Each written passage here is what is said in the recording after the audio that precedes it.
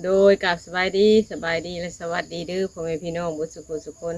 บรรยากาศตอนเช้าๆพี่น้องหลังจากหนึ่งข้าวหนึ่งน้ำแล้วเลยพี่น้องแฟนเริ่มน้อยก็สิเฮ็ดเวียกอยู่เฮือนก่อนสิออกไปทางนอกก็สิเฮ็ดเวียกก่อนพี่น้องมื้อนี้ไอเที่ยวไปโรงเรียนพี่น้องวันนี้วันหยุดพี่น้องอยู่ฝั่งลาวก็เลยว่ามื้อนี้เพิ่นไปหนึ่งข้าวหนึ่งน้ำแต่เช้าแล้วเพิ่นเลยก็มาพุดนานพักก่อนพี่น้องส่วนพักนี่บ่ได้ปลูกพักโดนเติบเลยตั้งแต่พักเบิดแล้วก็ฮื้อใหม่ก็หมักบวบบางอย่างฮื้อออกใหม่เบิดแล้วก็สิมาขุดปลูกใหม่ปลูกพักสำหรับยามพลนี่พี่น้องมันสิได้เข็ดนานเห็ดคู่ขึ้นสีสูงมันสั่นแล้วบ่ได้พี่น้องมันเปื่อยมันเน่าคันปลูกพักบัวก็พอได้กินดำนานก็ยามมันเน่าพี่น้องก็ต้องขุดขึ้นหรือว่าปลูกประเภทพักปังพักอันนั้นหาได้อยู่พี่น้องแนวมันทนน้ำนี่นะพี่น้องฝนตกลายมือกะบ่เป็นยังนะพี่น้องกะคุดนานไว้ซะก่อนแล้วจังสิไปหาเลือกพักมาปลูกพี่น้องเลยโดยเป็นจังใดก็ไปเบิ่งไปส้มน้ำกันส่วนน้อยลังเพื่อนแสลมน้อยพี่น้องสิเกียมบ่อนปลูกพักพี่น้องหากระคุดได้นานหนึ่งนานที่สองนานที่สามนานที่สี่พอดีสุดก็มะฮงนี่มันเกิดเองหวานในมันไหวแล้วมันเกิดเองก็เลยปะไว้นี่เลยให้มันใหญ่อยู่นี่แหละแล้วก็ปลูกแทนไว้ก็มีพี่น้องอันนี้มันใหญ่มันเริ่มสูงเริ่มใหญ่เลยก็ได้กินตลอดอยู่พี่น้องนี่กกนี่ก็กำลังใหญ่กกนี่กำลังใหญ่ทั้งหลังตูบทั้งนั้นก็มีกกช่ำกันนี่แหละพี่น้องทั้งหน้าเฮือนอีกหวานไว้แล้วมันเกิดเองมันแล้วก็ปะเลยพี่น้องเลยนานพักวางนี่ก็มีอีกนานหนึ่งแต่พันคุดมันสิเลียนกันมานี่อันนี้พักปลูกไว้มันกินได้อันนี้ก็กินได้กันเลยปะไว้นี่พี่น้องผักขาดงามพี่น้องนี่อ้อมใส่ปูใส่ปลาใส่กบใส่เขียดงามคือพี่สังนี่เอาไว้เลยพี่น้องเลยให้มันเป็นดอกให้มันเพ่โลดพักอันนี้ถ้าเฮาอันบุมักให้มันลายกับลูกออกพี่น้องมันก็ป่งไปบางโบดอะไรพี่น้องเลยเฮ็ดนานเกียมนานพักแบบมันไม่กับป่งอยู่พี่น้องเลยกินน้ำไม้กิมชงโน่มันเนแดงนี่ฮะกระปุกฮะกระเห็ดพายางใส่เอาขี้งัวลงพี่น้องกำลังเพ่พี่น้องกำลังเริ่มลายเพราะว่าจุ่งไว้น้อยเดียวตอนนั้นพายางมันขาดเถอะก่อนมันหลุดหัวเลยก็เลยจุ่งใส่กระถางไว้น้อยหนึ่งแล้วก็เอาลงกำลังเริ่มเพ่ออกลายขึ้นด้วยเกลือไก่พักสะอมกันเริ่มยาวเลยทั้งนี้พวกมันหานาทีเสร็จแล้วน้อยว่าสิตัดลงอีกบ่ทันมีเวลาตัดยอดมันยาวเลยมันสูงเลยเด็ดเอายอดมันกดแล้วก็ตัดพี่น้องอันนี้ก็หมกผีกหากระปลูกวานนี่น้ำกระถางนะพักเสริมพี่น้องสาระเน่ปลูกไว้พอได้เด็ดใส่เจลพักกันโจงนี่พี่น้องได้กินตลอดปีพี่น้องใครอยากได้ไปปลูกก็มาเอาได้พี่น้องเลยแต่มีดเฉลมน้อยก็ไปโคมาปลูกอะไรพี่น้องโคเอาน้ำไห้น้ำนาข้าเจ้าอยู่บรรทัดนี่แหละหัวหมักกินนะเอาไปปิ้งป่นพี่น้องแซ่บให้บ่ท่านลองกันลองเบิ่งเด้อพี่น้องนี่เอาไปปิ้งใส่ไผ่ใส่เล็กย่างก็ได้พี่น้องปิ้งปีนไปปีนมาพอมันหมาดมันสุกเลยก็เอามาตัดเป็นท่อนน้อยๆแล้วก็ป่นคือกับแจ่วเฮ็ดนี่แหละพี่น้องคือกับแจ่วเฮ็ดปวกแจ่วเฮ็ดเพืองหอมแซ่บเขาขิงนี่ก็งามแต่เทะสูงจนเทินอยู่วาสิตัดก็มะเขือยังบ่ได้ตัดมื้อนี้ละวาสิตัดให้มันสั่นลงแต่งกิ่งมันเพราะว่ามันก็เป็นปี2 ปีแล้วพี่น้องเลยแต่หากเป็นหมากอยู่ตลอดหาหมากมันก็ยังมีอยู่แต่นี่ตัวนั้นก็หมากมันตัวนี้ก็มีคือการหมากทางนั้นกับบริเก็บกินมะเขือใหญ่ทางผู้ทางนั้นน่ะเครือมันพี่น้องเลยข้างหลังเพื่อนก็เป็นเครือมันขี่คุดวางนี่แหละเห็นนานพักตื่มพี่น้องพอได้เก็บกิน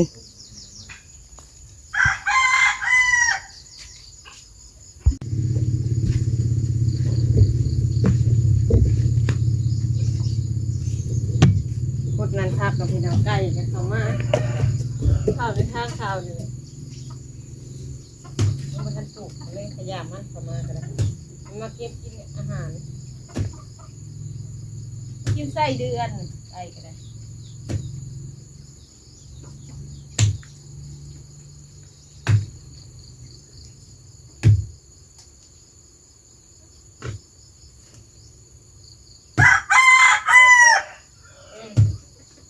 ฝันเห็นฝันโอ้โอ้โอ้ไอ้แต่ดินมันอ่อนที่น้องย้ำฝนพุดไปแล้วแล้วก็พุดข้างมันขึ้นที่น้องมันต่ำปันใด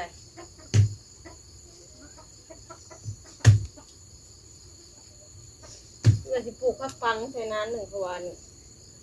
รู้สึกว่ามีในมันหันจะหาวท่านเห็นในผักปังแล้วก็กล้าว่าได้ใส่ฝนหาใหม่พุดนานมันไวก่อนเป็นทิศคนแรกจะเกิดผักปังทิศ2 ทิศ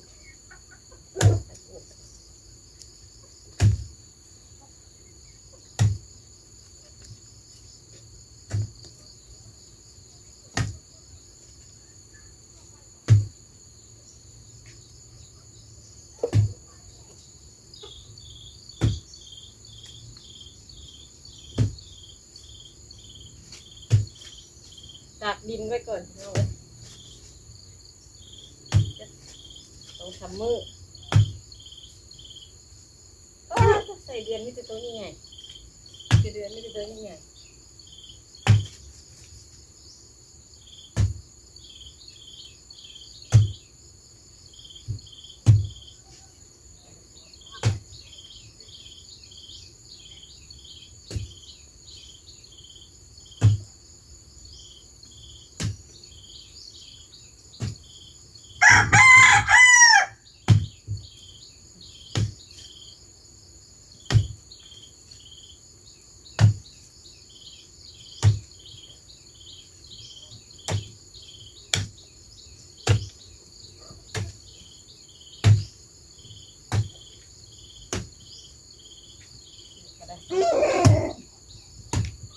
จบเก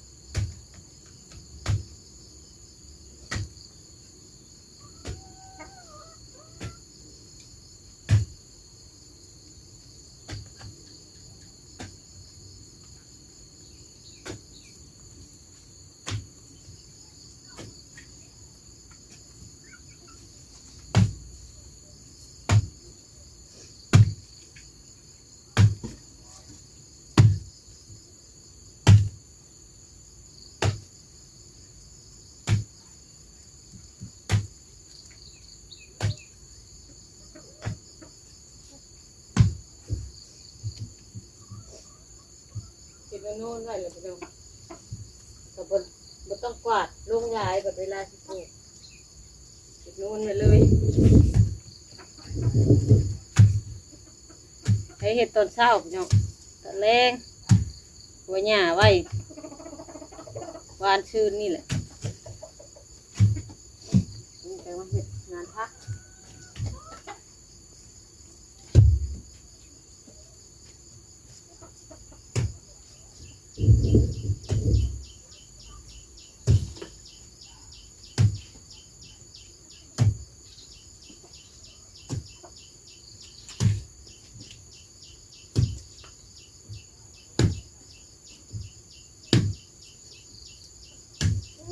เดือนนี่หลายเห็นตัวนี้ใหญ่ทำไก่เก็บกิน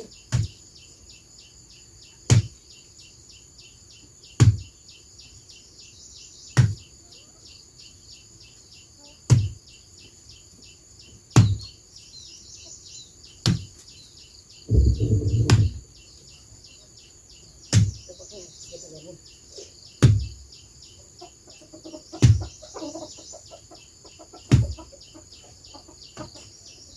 กับเขามาน้องเซลเซล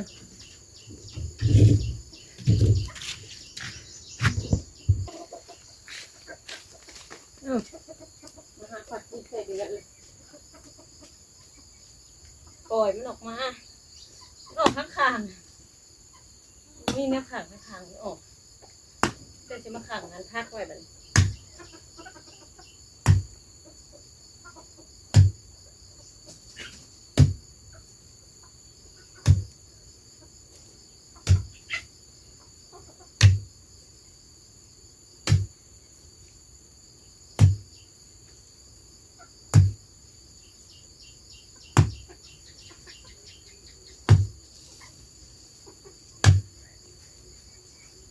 ชุบ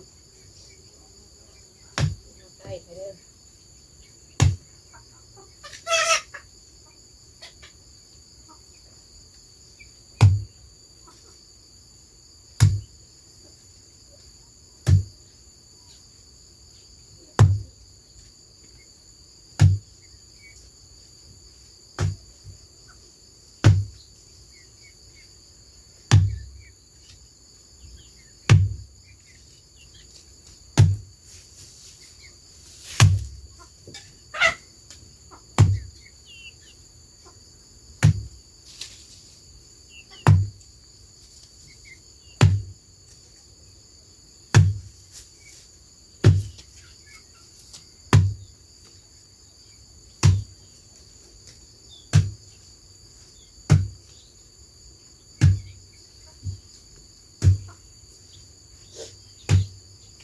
เด็ดออกให้มัน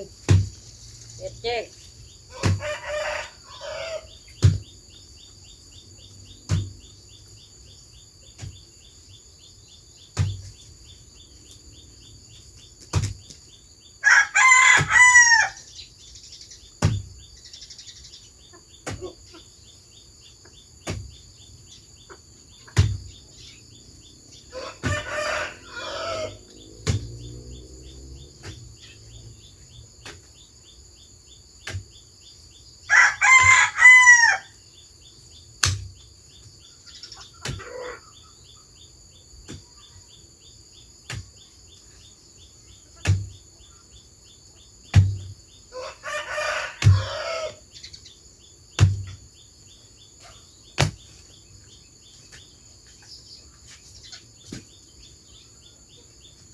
ชุบ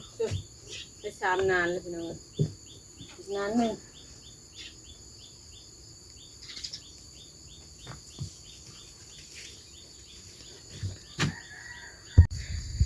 อีกนานหนึ่งก็พอดีชุดปลูกพักอย่างละนานเอาพี่น้องสัมพอดีกินในเฮือนในชาตินี่แหละแต่ก่อนก็เป็นนานพักอีกนานหนึ่งอยู่นี่ปลูกผักกาดพักยังเส้นนี่ก็มะฮงเกิดใช่แล้วก็สิปลูกใช้อยู่เห็ดแต่ว่าเห็ดน้อยลงดูเห็ดแสกเขาทั้งข้างมันนี่ก็ได้มันก็มะฮงกันกวมแล้วก็ได้ง่ายนั้นน่าง่ายออกมาบ่ปลูกแล้วนานนี่มันกวมแล้วมันก็เห็ดมันห่มแล้วพักยังกระโบงามปานใด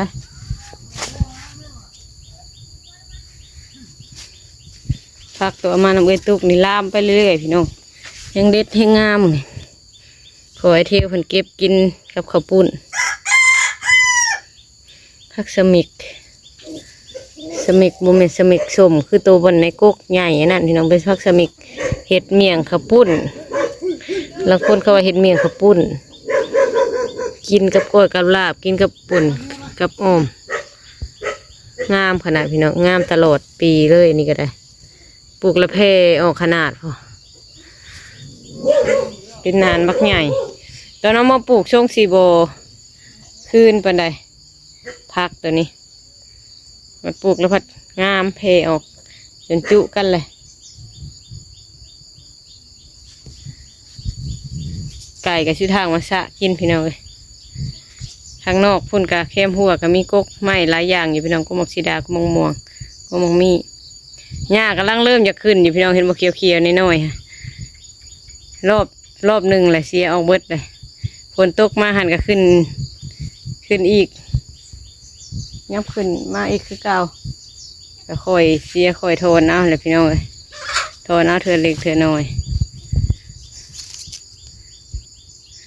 บ่อในแดงหนึ่งทั้งเบิ่งอยู่พี่น้องคันได้เงินกันว่าสิซื้อกบมาปล่อยใส่อยู่ปล่อยใส่บ่อในแดงนี่แล้วก็เสียนเอาเงี้ยข้างเอาพี่น้องเลยเลี้ยงใส่ดินเอาเลี้ยงใส่ดินใส่ผักชะยานั่นนี่เฮากินเองมันก็สีแซ่บแน่พี่น้องเลยเอาก็เลี้ยงใส่อ่างใส่นั่นผัดเป็นแบบกบเลี้ยง100%นะพี่น้องอันนี้เขาปล่อยใส่ดินใส่หญ้านั่นนี่มันสิเป็นคล้ายๆคือกบหน้านี่แหละพี่น้องคือกบบ้านเขานี่แหละพี่น้องนี่ไข่เขียดตะปาดได้ค่ะไข่เขียดตะปาดมันมาไข่มันอยู่ในหนองอันนี้นั่งเถื่อกับไข่อยู่ในก้อนน้ำไม้นี่แหละพี่น้องมันเพกลางคืนห้องน้องสนันเลยมันเพขึ้นออกมา